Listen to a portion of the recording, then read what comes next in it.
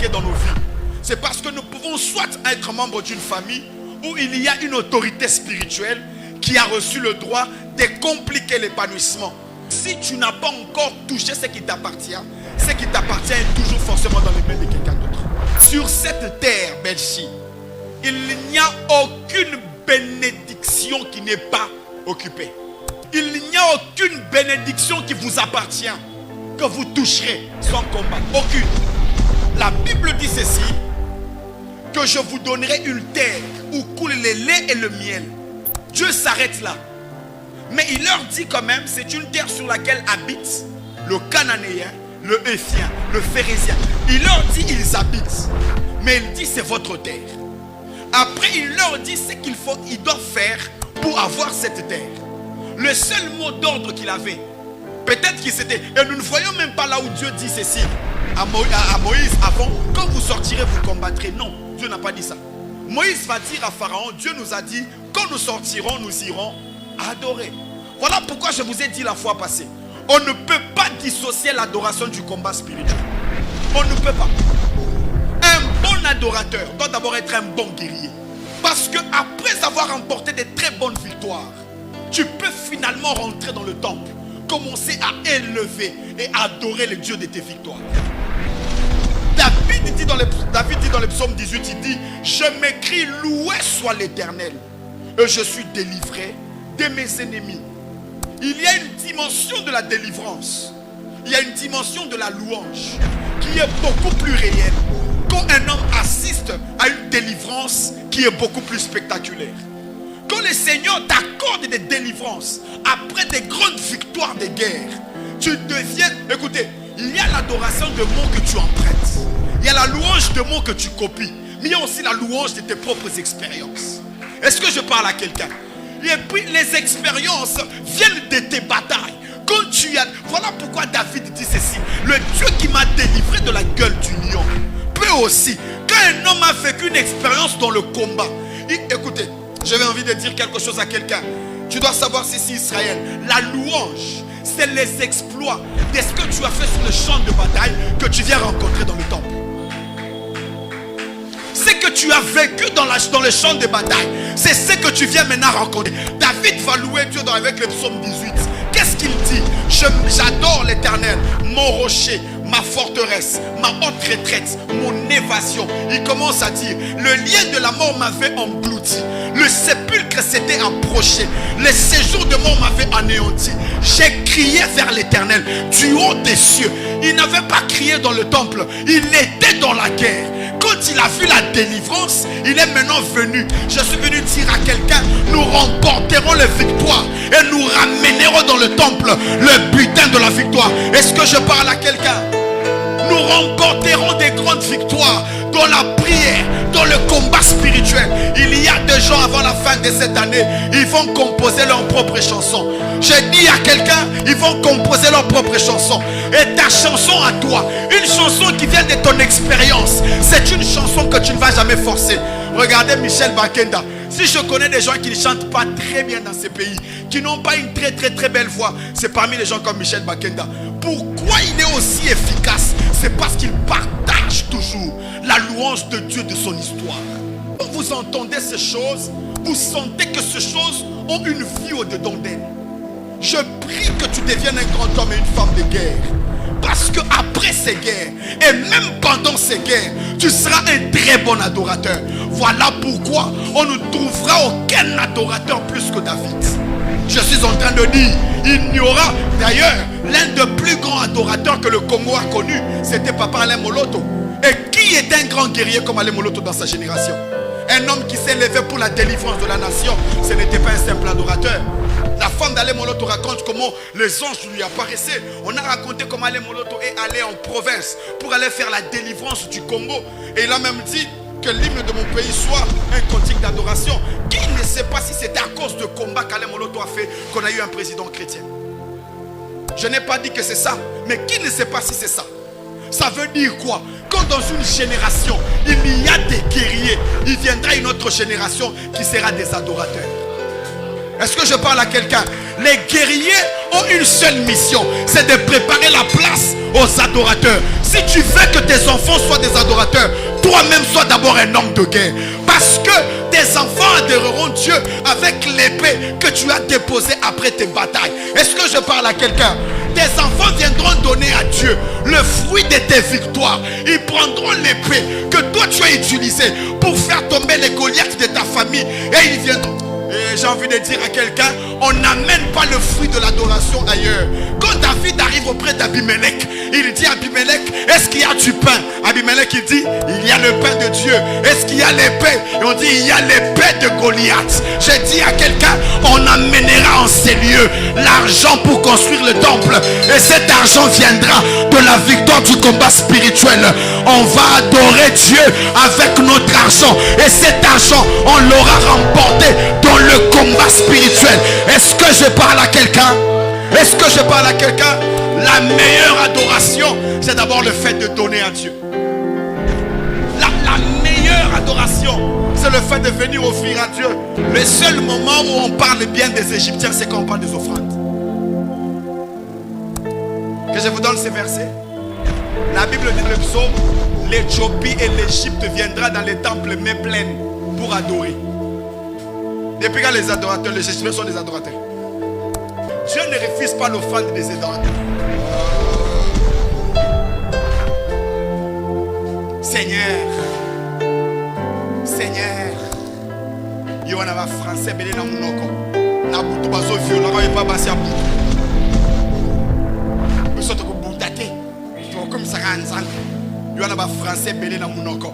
Na butu na balanda, on pas bamboa ba soir yo. Il y a un caca. Nous on est des adorateurs.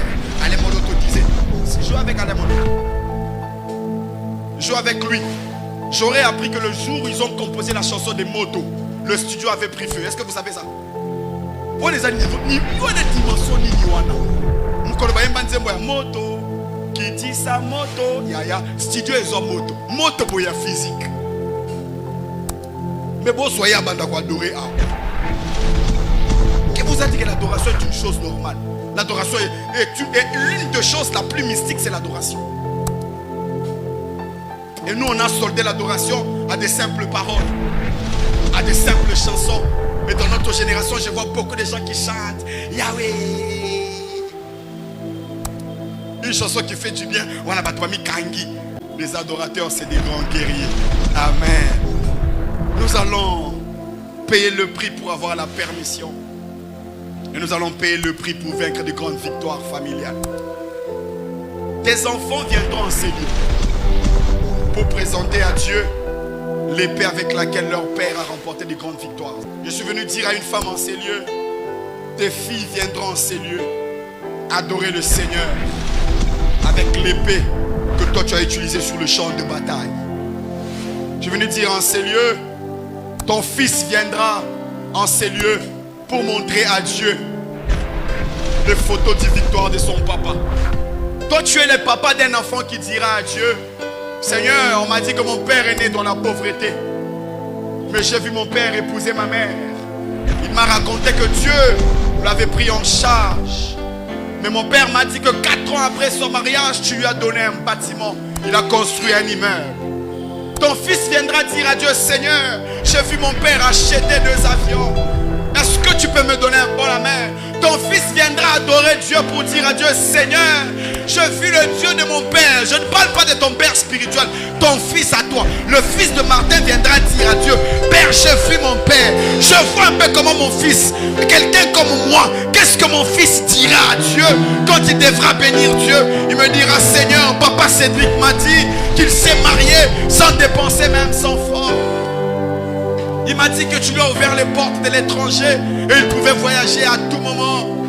Mes enfants viendront dire à Dieu, Seigneur, notre Père nous a dit qu'il n'achète plus de voitures, c'est toi qui lui donnes des voitures. Seigneur, notre Père nous a dit, Seigneur, notre Père nous a dit que tu lui avais donné une femme et tu lui as permis de nous avoir. Je dirai à mes enfants qu'on m'a étranglé plusieurs fois la nuit. Mais j'ai cité les noms de Jésus et les démons sont partis. Car la Bible dit, avec les noms de l'Éternel, je taille mes ennemis en pièces. Je dirai à mes enfants que j'étais empoisonné à plusieurs reprises. Et je vis un jour l'ange de l'Éternel m'apparaître, me demander un sacrifice. Je l'ai fait, le Seigneur m'a guéri. Je dirai à mes enfants qu'un jour j'ai manqué où dormir. Et j'ai vu le Seigneur me prendre en charge. Je dirai à mes enfants qu'un jour je suis tombé hypoglycémie parce que j'ai fait des jours sans manger. Je dirai à mes enfants que je n'ai jamais eu peur de ceux qui étaient riches. Je n'ai jamais eu peur, je n'ai jamais été complexé. Le Seigneur avait fait de moi un homme têtu. Je n'ai jamais eu peur, je n'ai jamais été complexé. Je dirai aussi à mes enfants que je suis tombé plusieurs fois dans la vie, mais le Seigneur m'a relevé et il m'a donné la force d'avancer. Je dirai à mes enfants que même quand j'ai déjeuné avec les hommes riches, je ne leur montrerai pas qu'ils étaient plus que moi. Je dirai à mes enfants que l'Éternel élève les hommes qui sont humbles. Je dirai à mes enfants qu'il vous arrivera de commettre des erreurs, mais apprenez à demander pardon comme votre Père. Je donnerai un héritage à mes fils. Je dirai à Cédric Junior que la vie c'est la lutte. Que moi ton papa je viens de nulle part. Les gens n'ont pas cru en moi. Les gens ne m'ont pas aidé. Mais j'ai vu le Seigneur me soutenir. Je dirai à ma fille, même si tu es belle, que tu dois te mettre à genoux, prier, payer le prix.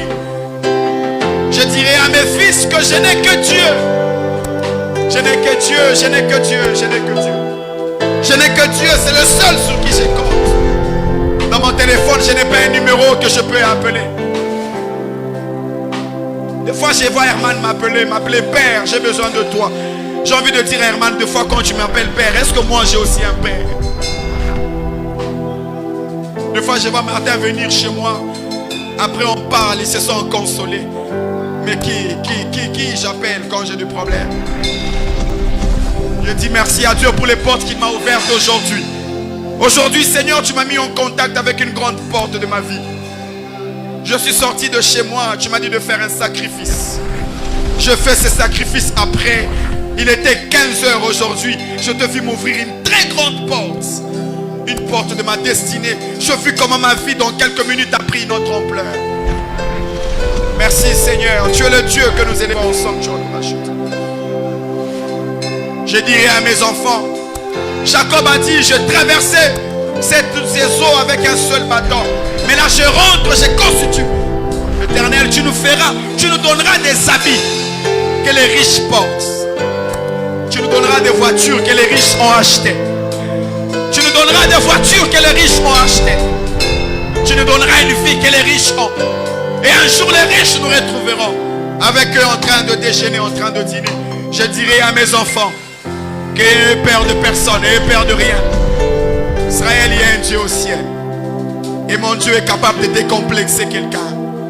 L'Éternel est capable d'enlever les complexes que tu avais. Tu n'as pas étudié dans une bonne école, mais Dieu est capable d'enlever ton complexe. Moi je suis né à Mwenedito. Mais des fois quand je suis avec les gens, je ne sais même pas comment raconter mon histoire. Pas parce que j'ai envie de mentir, mais là où Dieu m'a amené, même quand j'ai envie de ramener les gens dans mon passé, ça n'a plus de sens. Parce que le Seigneur peut décomplexer quelqu'un. Le Seigneur peut changer ton histoire. Le Seigneur peut te donner une nouvelle histoire. Je n'ai jamais été complexé. Je n'ai jamais eu l'envie de me vanter. Mais je vis Dieu. Alors que moi j'étais le dernier. Le Seigneur commence à me positionner. Je n'ai pas dit que je suis premier. Mais Dieu m'a placé là où je n'ai peur de personne. Là où je n'envie personne. Là où je ne compte sur personne. Je n'ai que Dieu. Car je vis comment c'est Dieu est capable d'ouvrir des portes. Et aujourd'hui à 15h, à 14h, j'ai vu Dieu m'ouvrir une autre porte. Je dis merci à ces dieux. Mes poches sont remplies de Dieu. Mon porte-monnaie est rempli de Dieu. Ah, j'aime trop cette chanson. Tu es tout.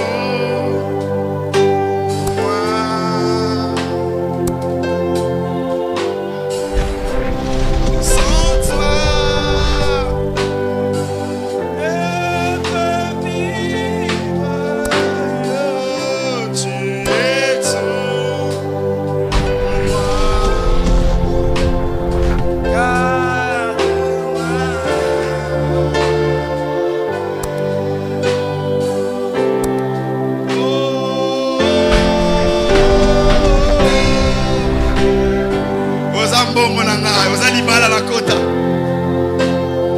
Oh Santa. Zabo bali sama. Zabo fongola nga bapo. Zabo kabela nga mbomo. Na mona mbomo na vie.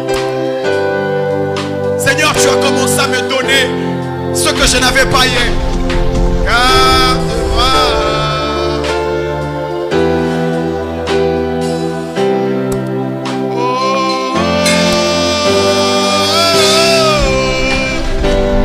Seigneur, tu as commencé à m'habiller. Seigneur, c'est toi qui me donnes des voitures. Santa. Seigneur, c'est toi qui me donnes des relations. Des hommes que je ne cherche pas, mais qui viennent vers moi. L'amour de ma vie. Garde-moi.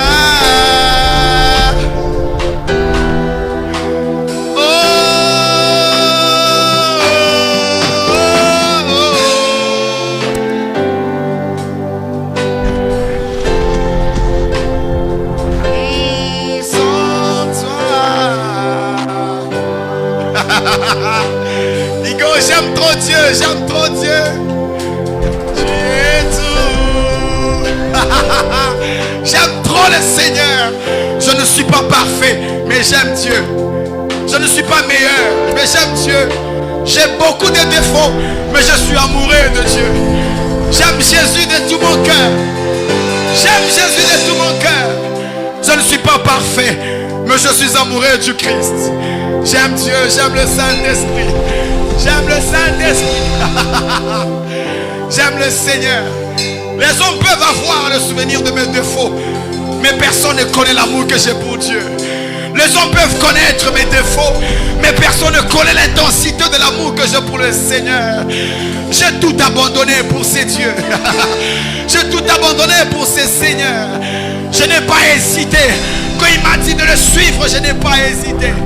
J'ai tout laissé pour lui. Je suis parti après lui. Je l'ai amené avec moi mes défauts. J'ai amené avec moi mes faiblesses. Mais je le suis quand même. Il ne m'avait pas dit sois parfait. Il m'a juste dit suis-moi. Il m'a juste dit suis-moi. Il ne m'a pas dit sois parfait. Il m'a dit suis-moi. Il m'a demandé est-ce que tu m'aimes. Il ne m'a pas demandé si j'étais parfait. Garde-moi plus près de toi, Seigneur.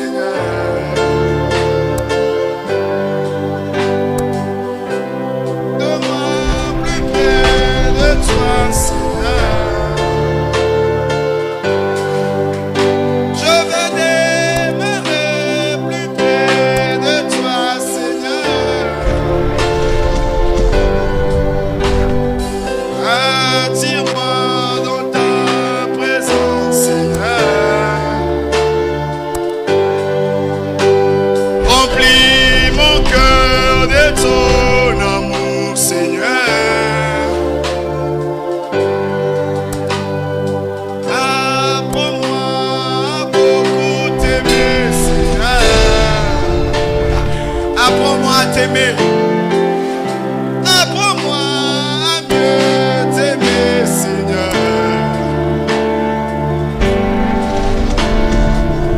J'aimerais que tu dises à Dieu, apprends-moi à t'aimer. Marche avec moi. Moi, j'ai décidé de te suivre avec mes défauts. Sans toi, Seigneur, ma vie n'a pas de sens.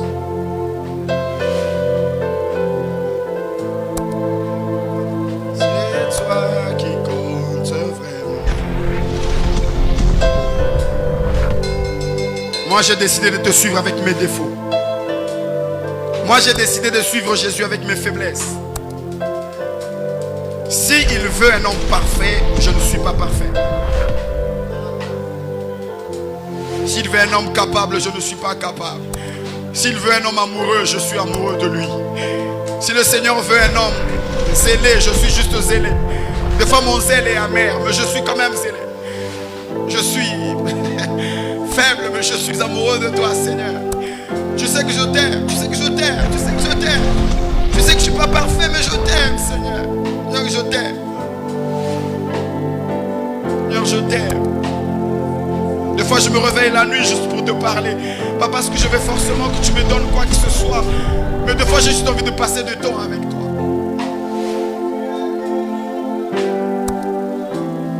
Nous te confions, Seigneur, nos vies.